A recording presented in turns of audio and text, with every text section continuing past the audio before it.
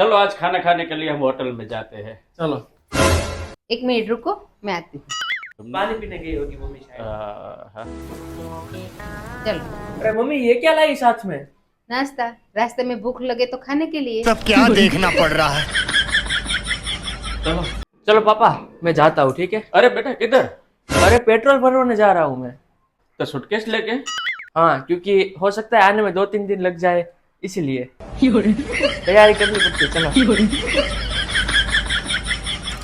रुपया ध्यान दे, हम पर नहीं अपने भविष्य पर। और वैसे क्या था पापा, बचपन से ही मुझे एक शौक था कि मैं भी एक अच्छा इंसान बनूं। चल झूठा। और अब क्या, बचपन खत्म, शौक भी खत्म। सही है बेटा। कैसे कैसे लोग रहते हैं यार यहाँ पर। अरे भाई, तेरी कुंडली में तो धन है। अरे दीदी, तो कुंडली में से बैंक में कैसे ट्रांसफर करूं इस धन को? अरे बता ना, आजा तेरा, चल।